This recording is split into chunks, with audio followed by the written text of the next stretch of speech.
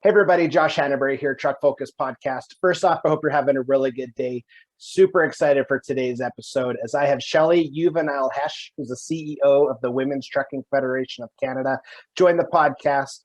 Honestly, her advocacy, her passion for people in the industry, from kids to youth to professional drivers across the board, it's honestly just so exciting and so empowering. So welcome to today's episode. Stay tuned. We're getting ready to rock and roll. Let's go. Good day and welcome back to another episode of the Truck Focus Podcast. I'm super honored to have today's industry experts join the podcast, as I truly admire her dedication to advocacy in our industry, as well as I like learning just a lot about her and her past in this industry. So Shelley Uvanile-Hesch is the CEO of Women's Trucking Federation of Canada, which is a nonprofit organization with the mission of bridging barriers, empowering women, and to provide a positive platform for education, mentorship, networking, and development within the trucking industry. Welcome, Shelley. Thanks for having me on today, Josh. I'm looking forward to it. Awesome. No, I really appreciate it. And it means a lot just learning about your advocacy, obviously from afar. We're kind of on different sides of the globe in a sense. And yeah, I just really appreciate your time. So to start us off, do you want to just kind of paint the picture of who is Shelley and what makes you you? Well, Shelley is a professional driver. I have been for over 30 years. I believe in women. I believe in promoting youth to our industry. I believe safety first always. And I believe that carriers and drivers can work better together to make our industry a better place for everyone to work. That's awesome. And I completely support that. So how long have you been a professional driver for then? Well, let me see. I got my license when I was 21. Okay, awesome. So long time. Yeah, that's awesome. Yeah, I was inducted into the PMTC Hall of Fame for professional drivers last year. So over 20 plus years to get in there. Good for you. Yeah, well deserved too. And yeah, I'm a proud supporter of the PMTC as well. Mike and the team do really good stuff. So it's awesome. So besides operating as a professional, what other roles have you participated in our industry then?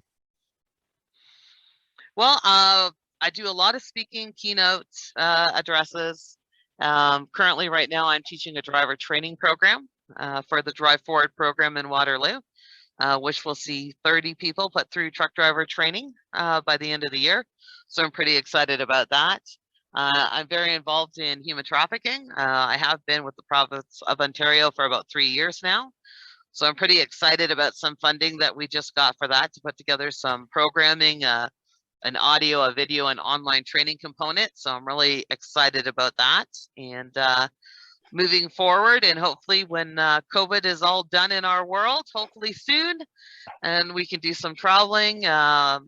I want to get back out west. We wanted to do something out there, so that's kind of our target. Oh, that's awesome. Yeah, that's a wonderful initiative too. And there was one, is it similar to Not in My City that you're developing and working on? Yeah. Yes, it's something similar to Not in My City. They have an excellent course, but this is a project with the Ontario government. So, of course, there'll be some differences from the province of Ontario to Alberta. Right. But we felt that, not all the drivers have access to online, and a lot of drivers are into podcasts. So having something on audio would mean a lot. It would be a lot easier to access for some of them. The best ways we can get knowledge out there are the better. And I've actually been talking with the AMTA about working together with them. And so going forward, there's lots of good things happening. Things are just in the works. That's exciting. Yeah, and I love AMTA too. And yeah, when you're coming out west, please, if you're in the Calgary area, let me know. It'd be nice to connect. And if I can ever help with that initiative too, count me in for sure. Oh, great. That'd be awesome. I'd like to spend a week or two out there between Edmonton and Calgary. So that's my goal. Perfect. Yeah, it's beautiful country. So I welcome you completely. And yeah, it's really exciting. So from a lot of what you've done, I can tell that you really have a heart for people. So is that really what's driven you to get into the other initiatives in our industry? Is just you have the heart to serve, or how does that work for you? I guess you could say I'm a people person. Like, people come first. I I never not answer a phone call from a driver. Some cases that phone's rang at 2 o'clock in the morning and it's been a driver that's needed help, and I help them. I've been to visit drivers in hospital. I just go that extra little bit, I guess. It's just me. I've always been big on helping others. I know what it's like to be there all alone or feeling like you're all alone and not having anyone. So I try to make sure that other people don't feel that way. Yeah, it's amazing. And I think that type of support is missing in a lot of different ways in our industry, because yeah, feeling alone, if it's on a site, on the side of the highway, or even just in your own head, it's definitely a suffering point. And it's nice to see people that will actually answer the phone at an uncomfortable time if you're sleeping, or yeah, maybe it's a conversation that's hard, but that's good to see. That's just it. We need more of that in our industry, Josh, right? I think sometimes we need to listen more and react less. Totally.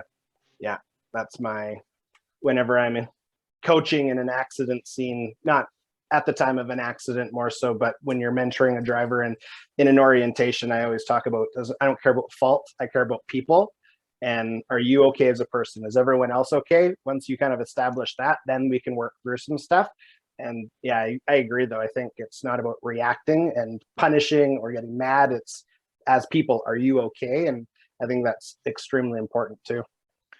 Well, that's just it, and some people may not agree, but I always look at it this way. It's a piece of equipment. We can replace equipment. We can't replace people. And we need to start taking better care of our people. Yeah, I agree. And I don't think you can replace the demeaning things we say to people when you say it out of spite when they're dealing with something else too. And yeah, I think that's overlooked often as well. So, well, words are the one thing we can never take back, right? Words hurt. You can say you're sorry all I want to, but it always, I don't care who we are, it plays at the back of our mind, right? It doesn't go away. Absolutely. Yeah.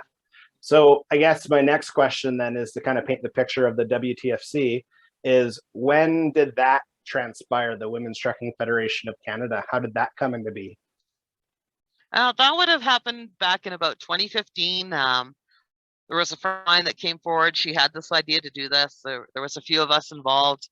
And then it slowly just got down to me. And I carried on with it. I incorporated WTFC in 2016.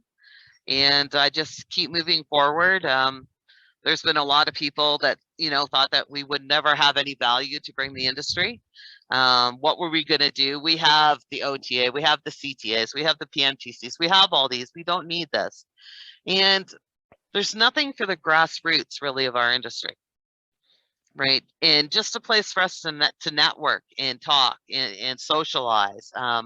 I love going to the truck shows. I've been to them all across Canada in the summer months. Just getting out there, talking to drivers on a one-on-one basis and treating them like they're a human being and saying, hey, what's the problem? What are you seeing out here? Where do you think we need change? There's so much government regulation that's constantly forced down drivers' throats, but nobody ever asks our opinion.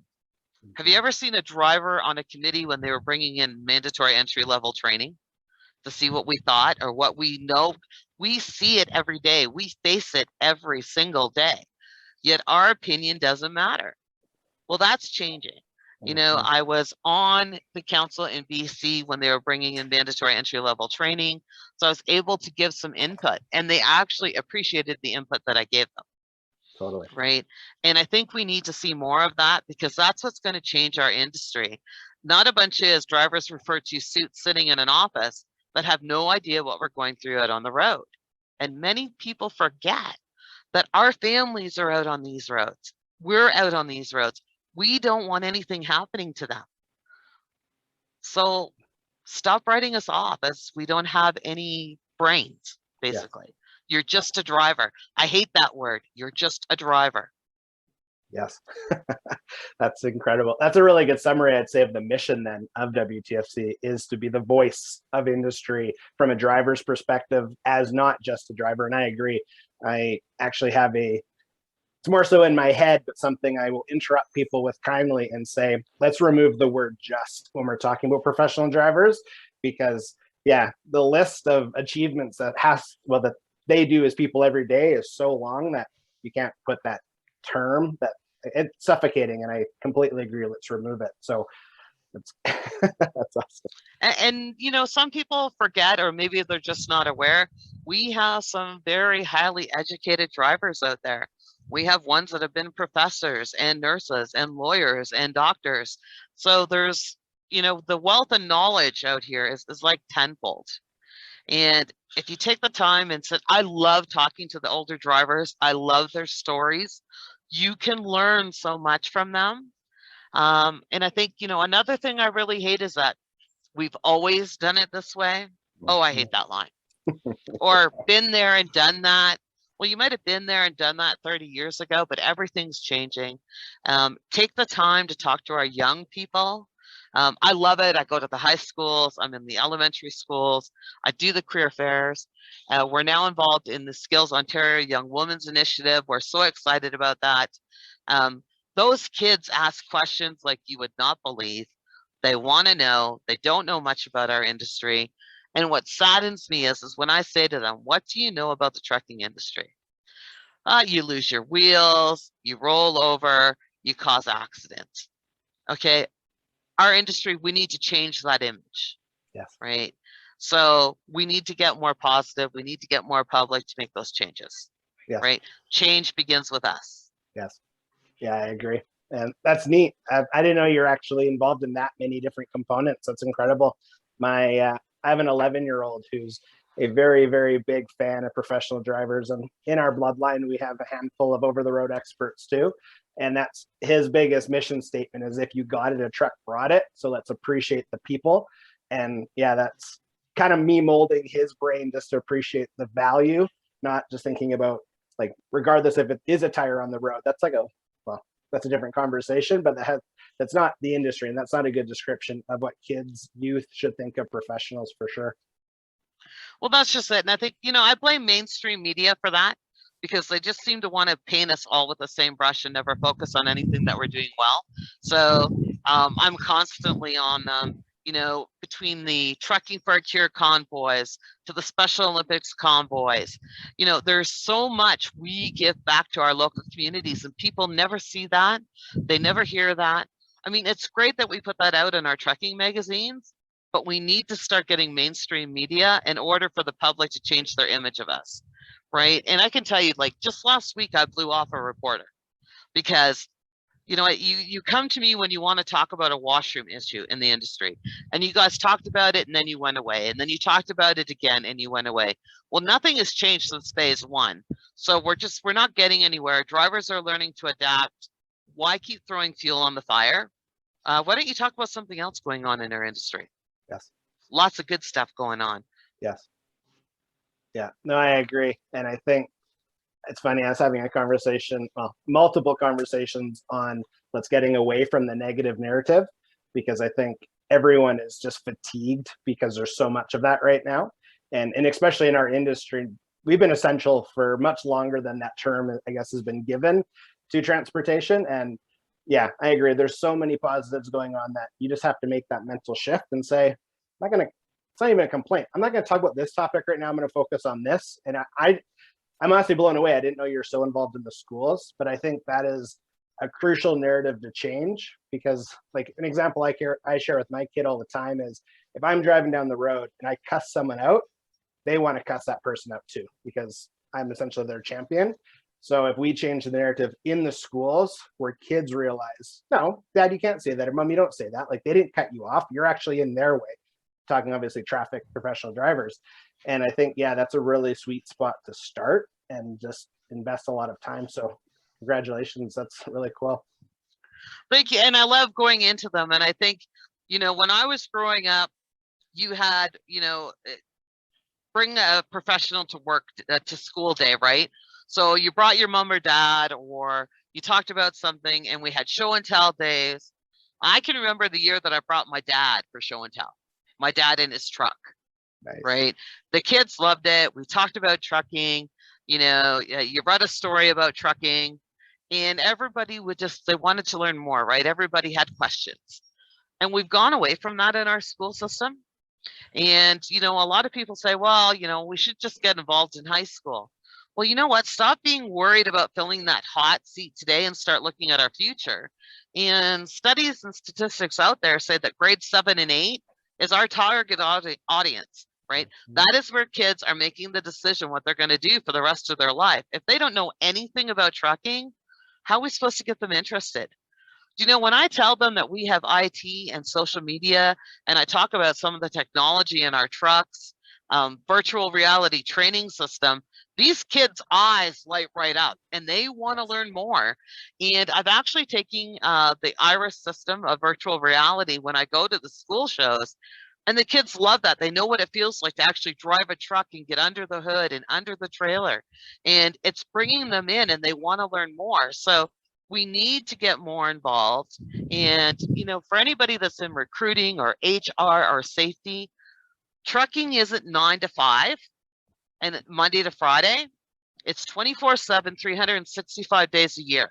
Yes. If you expect your drivers to work that routine, then you need to give a little bit of your weekend time or an evening and get involved with these school programs. Yeah. They want to know, right? When I have been at 5 or 6 different school boards now, even and being Zoom now, it's great because you can reach all over the country. And they want to know more, and they're interested about having speakers brought in and teaching kids. So let's do it. Yes. Yes. Yeah, I completely support that. And it aligns really well with, I'd say, you can't see it's the goal board to my right, but that is one of the biggest components is we call it like through the lens of youth. And just exactly that, highlighting like technology is, we're just kind of in the entry phases in the sense, like we have ELDs coming in, GPS tracking and using data from an operational standpoint, but also let's use it for a recruiting standpoint, because yeah, there's a lot of different problems that are solved on the road, but there's a lot of problems solved in different parts of the industry, tech related, that you don't have to wait till you're 30 or whatever age to start. You can, if you're good with a computer when you're 19, that's a perfect whatever. So yeah, I think that's really true. It is. And I'd like to see more of the companies, you know, there's all kinds of summer job employment opportunities, grants to help them out from both federal and provincial government. Start utilizing them. Let these kids in, but let's start bringing them into our world. There's so much they can learn and can learn from the ones that are already in there. And I can tell you, the kids really resonate with real life. They don't like it when you get up there and you got pie charts and graphs and you're throwing out all these numbers at them. They want to hear from a real person doing the job. Yes. You know, when I bring in a diesel technician to talk to them, or a recruiter or a dispatcher, they love the stories. They ask questions. They want to know more. They want to see the real person, right? Not somebody in a stuffy suit up there. They want to see you. And a big thing I find about the kids is they want to know about community involvement, right? What are you doing to give back? Yeah. Right? That's a big thing everywhere I go from these kids, right? And, you know, we hear so much about the millennials are lazy, the millennials are this. If you go and look at it, it's not millennials we're dealing with anymore. Okay, we're into Gen Z, Gen X. Yeah. Their attitude and mindset is different from the millennials, right? Take the time to talk to these kids and you will learn a lot. Yes. Yeah. Yeah, I agree. And I think a lot busy is an excuse to not have a conversation. Obviously, social media is a good thing, but it's also an addiction. So I combat that as a dad. I'm kind of like, okay, stop working for half an hour. Let's just enjoy me and son time to ask questions. And yeah, he loves it's the success stories through the scary moments where you traveled where, or you hauled what. And yeah, I agree though, that's exactly, I think that's part of it. And then adding the community factor, because we all live in the same communities, and just talking about the domino effect. We talk about road construction all the time because some people are for it, some people aren't. So I advocate for anything that's pro growth in a good way. And it's interesting when what they're being not taught necessarily in school, but the conversation a teacher can have to students, but then the students have at recess, and they're talking about, oh yeah, well, my mom does this and my so-and-so does this. And then my 11-year-old will say, yeah, but my dad explained the value of a ring road and the fact that it can help on all. So he just goes on his own little tangent. And yeah, I get excited about it. I ramble, sorry, but I think it's neat. It is, right? And that's how they grow. And, you know, like you said, like one child tells another child, who tells another child, and that's how we get the word out there about what we do and how much we benefit. And some people just don't realize it. I was on a Zoom with a totally different function, non-trucking related, and the one woman was on there and she was like, oh, that damn truck cut me off this morning. Like they shouldn't be on the roads. They should be made to drive at night, blah, blah, blah. And I said to her, you hate truckers that much? She said, yes, I do. I said, well, take all your clothes off. She's like, excuse me. I said, well, all that came on a truck. Yes. Oh, I said, are you sitting on a chair? You better get off the chair. Yes. You have a lamp? Is that your computer you're looking into? Right? I said, like the only thing that you have that doesn't come on a truck is the air you breathe. Yes. Yeah. Right. And you really need to be aware of that. And, I was at an event a few years ago, a Trucking HR Canada event, and Hazel McCallan spoke at it. And she said, parents need to remember one thing. Stop buying your kids, if you have a daughter, only dolls, and a boy, only trucks and farm equipment. Right. We need to start at that age, bringing them up to play with anything. Yeah. We need to take the gender away from a toy, right? I've got a friend who's a little boy. He loves pink. It's his favorite color. There's no shame in a boy wearing pink. Yeah. Right. Yeah. So when we start to change and when we change all the stereotypes that we have, our society will be better as a whole. Yes. Yeah, I agree. And I think that it speaks really nicely, I'd say, to your corporate mission, but your personal mission too, is being a voice, but also driving change and leading change through example, because it's nice standing up on a podium. It's nice waving and all that stuff. But the real impact is when your boot's on the ground. And if it's in schools, if it's in meetings, like you said, where that person's making an ignorant comment and you're kind of like, hold on, like time out. I'm going to educate you right now, because you're also educating everyone else that was on that call. And Yes. yeah, that's it's nice just to learn people's heart. And I can tell, again, from afar, but as this conversation goes on, it's nice to hear other people genuinely care and put forth effort to be that change, because that's also what, like, I try and be every second of every day. And I'm not perfect, and I'm not claiming that. It's just, let's advocate for some people that don't have a voice. If they're a newer Canadian, that you mentioned intelligent people, and they just, yeah, they came here for whatever the reasons they are. They've gone through some training, but maybe English isn't their first language. Okay, let's work with people, because again, there's some really intelligent people out there. Well, that's just it. And I recently was having a conversation with somebody, and they go, all these immigrants are taking over our jobs and they're the cause of what's wrong in our world. And I go, you know what, when they come here, they generally come here for a better life, and they just want to work and be able to support their family. Okay, so they have all this stuff to try to help them. I said, but where is corporate responsibility? And I'm not just saying trucking companies, all corporate's responsibility to try to further them along. English is the hardest language to learn. Yes. So once you've hired them on and they're struggling, why aren't we doing something more to help them corporately and further them along so they don't have to face all that racism and discrimination? Yes. Right. And I think that's important too, right? We have social, and we also have corporate responsibility. Yeah. No, I completely agree. And I think, just again, going back to the human factor, we're all human, and not everyone's perfect, regardless of color, gender, anything like that. We're not all perfect.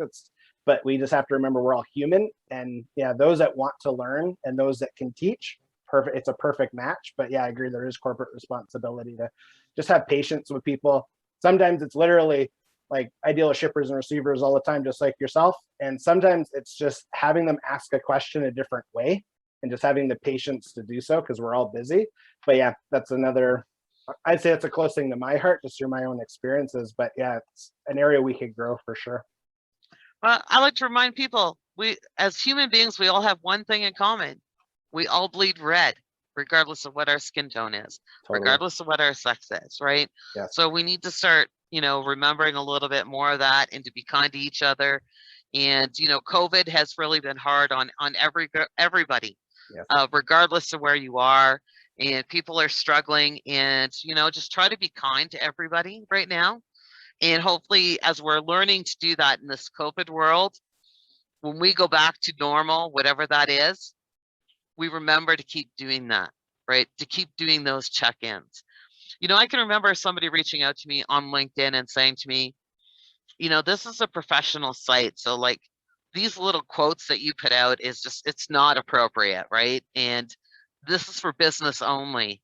And I thought about that for the longest time. And it was, when I first started getting on LinkedIn and I'm like, no, that's me. Like I'm very big on positivity and trying to lift other people up. I'm not going to stop doing that. That same person now who still is connected reached out halfway through COVID and said to me, do you know that your post this last week saved my life? Yes. Yeah. Right? The same person who told me they shouldn't be on LinkedIn. Yes. Yeah. Right? If we try to start our day on a positive note, hopefully it'll stay that way. And I'm a big believer in that. And, to say I have a crappy day just like everybody else, I have that day where I think to myself, you know what? I'm not in the mood to talk to anybody and I'll turn my phone off because it's not a phone day. Right. And I think we all have that. And to think because, I do all this and everything to think that my life's perfect or I'm perfect, far from it. Everybody's life is up and down. We're all human. We're all dealing with something. And, having good support and knowing that people care are important things, and being able to reach out when you know that it's not a good day for whatever reason, that's what matters. Yes. And I get way more people that message me on all forms of social media that I'm on to say, you know what, you don't know how much that post made me stop and realize it. I've had people that have finally made the jump to the career change, and they're so happy that they did it. Yes. Yeah. Right. So it's worth it to me. Yeah. And you have my support 1000%, because every morning I'll read something, or pretty much every morning, and I'm like, yeah. And I agree with that mindset completely. Like when you first wake up from breakfast, you're breaking your fast, like your conscious, subconscious minds are very active and they're very receptive. So that's a perfect time to really feed it with like just positive, goal orientated, let's achieve stuff. But it's interesting. So on LinkedIn, I've probably seen it 10, 20, 30 times over the last while. People will apologize, say, sorry, this is more of a personal thing. And then they post something that's like really touching to them as a person. And I'm like, from a business platform, if you want to call LinkedIn more of a business platform, I personally would rather do business with someone that shows me their personal side more so than just, it's always numbers and graphs and data. My company does versus me as a person, I was contributing to. And yeah, so definitely props for being it's a vulnerable thing to do in social media, to post something that goes against the grain, positive messaging, consistency, encouragement, that kind of stuff. So good for you for definitely leading that as well.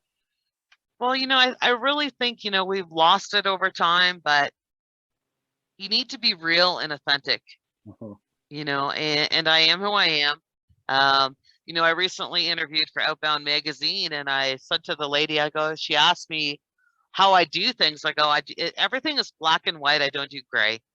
And if you ask me, how does this shirt look today? If it doesn't look good on you, I'm going to tell you it doesn't look good on you.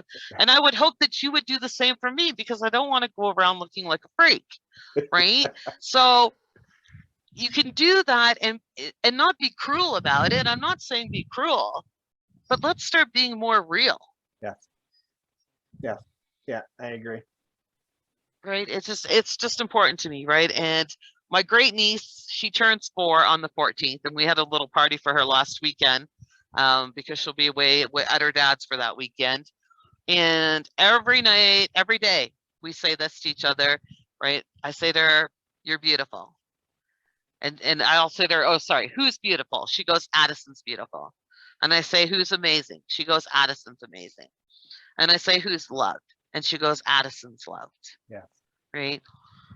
If we start some positive affirmations with our children, our nieces, our grandchildren, every day when they're young, hopefully they'll have a better outlook on themselves and be able to withstand bullying that is so predominant in our school systems right now, and make them not feel so alone. Yes. Yeah, I agree. Years and years ago, when it was a youth camp thing years ago, and the guy said that he's like, every morning when you wake up, he was talking more to like the female side, because like building up just mental or emotional like well-being, but he's like, to everyone, he's just like, go into the mirror and he's like, be confident and just compliment yourself, so that way you see who's saying it to yourself. It's obviously you, and that way, yeah, you're building yourself up, but also I don't think enough people do what you just described as well, as someone that you're her idol, like you're like, wow, and you're feeding into that as well. I think that's so powerful, and yeah, good job. Awesome. Yeah, she's my little world. So I babysat her on Tuesday night while her mom was at work, and we had Play-Doh and pizza night. So Nice. she was all excited about that. And when it's our time, my phone just sits there. I mean, I don't answer it. I think it's important that we remember, especially now with COVID, and we are we're all at home and we're all working, that you have to set aside that time, whether it's for your children. You know, Addison lives with me. Otherwise, I think I would probably go nuts not seeing the little one. But we have to remember to do that for the kids, and we also have to remember to do that for ourselves. Yes. Right? You figure if you went to the office, most people were, 9 to 5, 8 to 4. They didn't take calls on weekends. They didn't do it in the evenings. We started to go more and more into our evenings, and you hear about people working through the week, and people are starting to get burnt out, right? So you need to stop that rotation. You need to go, no, okay, I never did this before. I'm going to stop doing this now because I need time. Yes. We all need time to recharge, right? I usually do my school stuff in the evenings. Like I'm doing Build a Dream next week. So, that's from 6 to 9 o'clock at night. But they did it that way so parents could come with their kids and be able to do the online thing and see what they're seeing, which I think is really great, because a lot of parents think skilled trades are, ooh, no, you're not going to do that. You're going to be a doctor. You're going to be a lawyer. You're going to be a hardware engineer. So it's really nice that they're doing it that way so parents can enjoy it and watch with their kids and hopefully learn something. So we don't keep thinking that truck driving and diesel mechanics and that kind of stuff, and trucking, what do you mean trucking? Exactly. Right.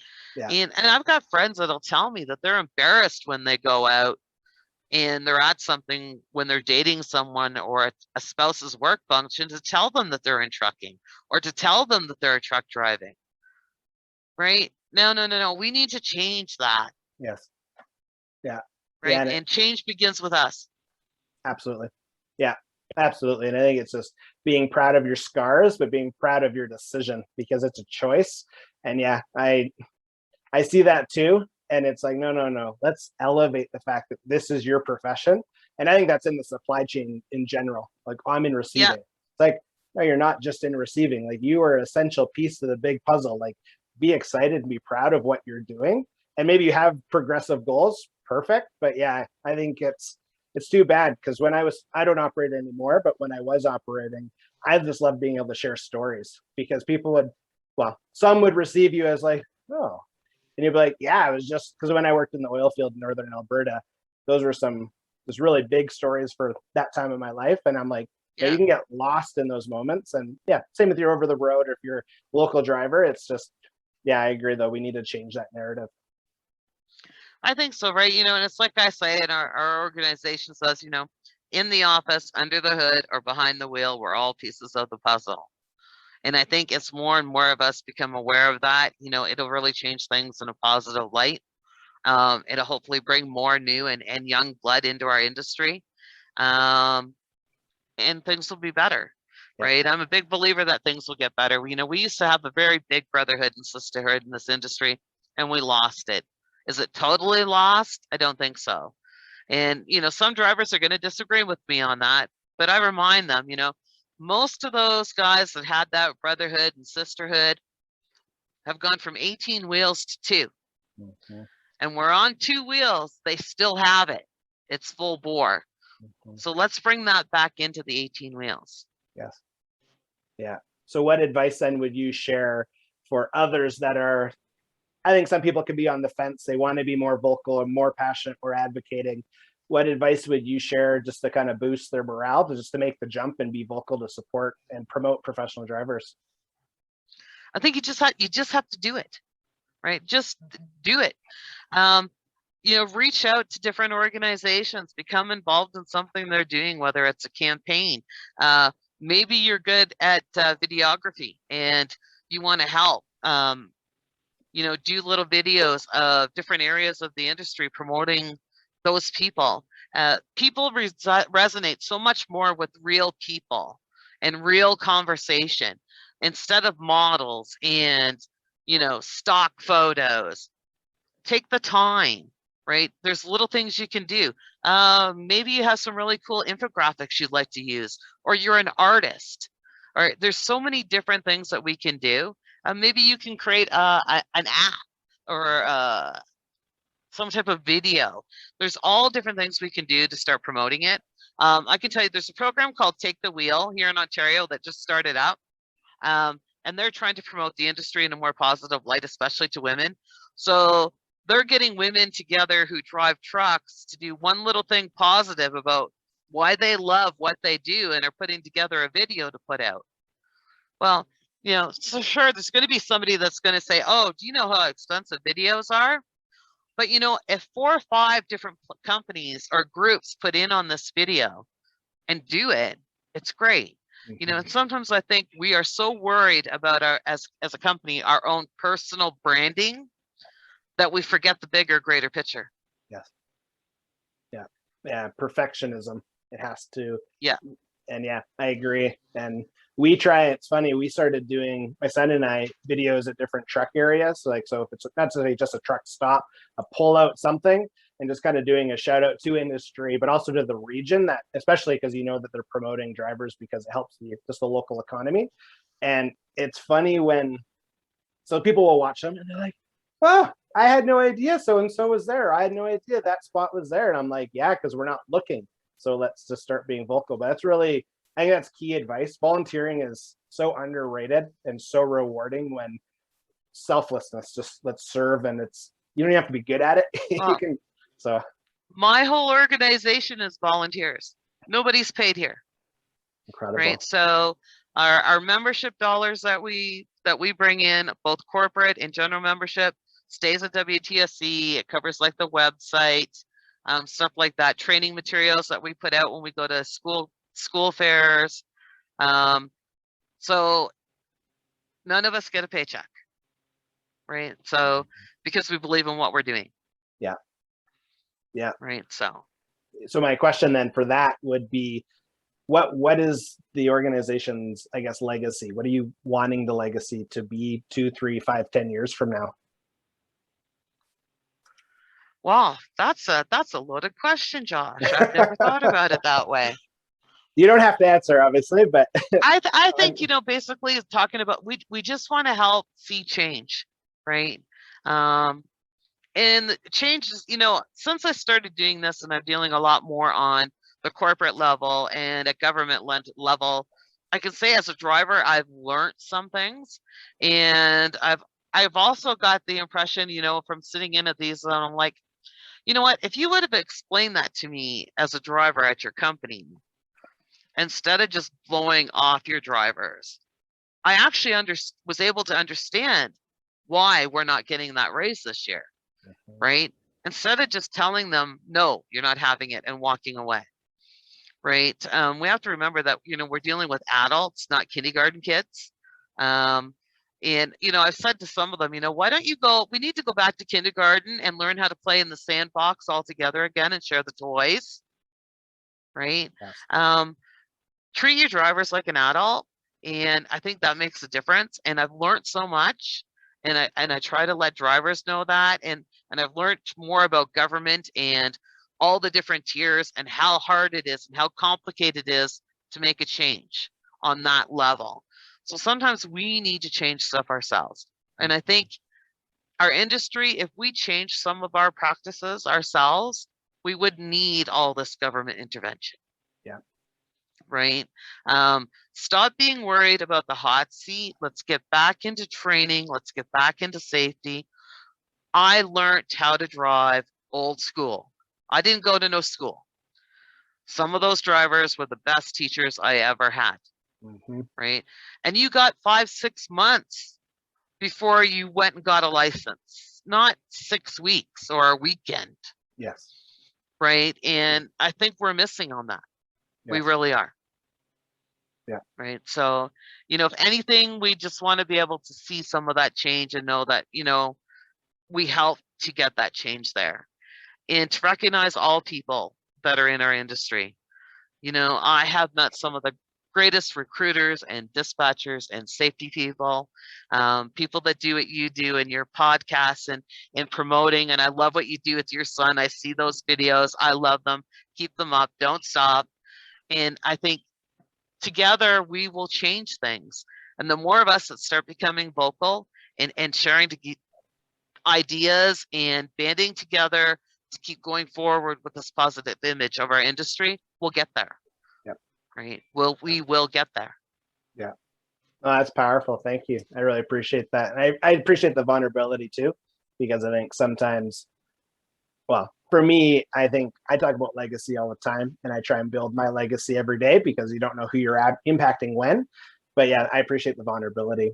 So from industry looking into this conversation, and more so, I guess, to yourself as a professional, but also to the association or the organization, what can people do to support, I guess, that overall mission? Is it financial? Is it just sharing on social media? What do you feel people can do? Well, you can always become a member. It's great to have members on board. We have some great corporate partners that have offered some fantastic things for our members, both a general member or a corporate membership. We actually do consult and talk to our members. When we did the music video 2 years ago, it was all with our own members, with our corporate members, our general members. I really believe that we can work together. I'd like to be able to do some more videos. I'd like to get into BC and do one in Alberta, really show what women in our industry can do on a grassroots level. I'd like to see some more trailers wrapped, dedicated to our industry in a positive light. I think that's important, right? So getting together and sharing ideas back and forth and collaborating and working together. It's not a case of, oh, I have to be the one. I did this first. I'm so tired of that, right? I think that mentality has to go, right? We need to start working together. Yes. Yeah, I agree. So just kind of as we close, Shelley, just due to respect, we'll have just a busy afternoon, both of us. Was there any final thoughts you'd like to say, but also how can people get in contact with you? Well, they can look at our website, which is www.wtfc.ca. You can reach me personally by email at shelleyu@wtfc.ca. And we're on Facebook and Twitter and Instagram and LinkedIn. Awesome. And I monitor all the social media, so that's enough. I've had people ask me about Snapchat and WhatsApp and all the, sorry, people, I can't manage all of those. This is enough. That's awesome. So yeah. Okay. Well, Shelley, honestly, I'm a big goal board checkbox believer, and this was more than what I hoped for, but also just a big goal of mine as we continue just to try and create an impact in our industry. So I just appreciate your time so much, and just, yeah, the vulnerability and just being really honest about just things you feel, things you're seeing, and ways that you're creating the impact. It means a lot. Thank you so much. Well, thanks for having me on. A pleasure to talk to you as always. No, I appreciate that. So, okay, well, thanks so much, Shelley. Have a wonderful day. You too, Josh. Thanks.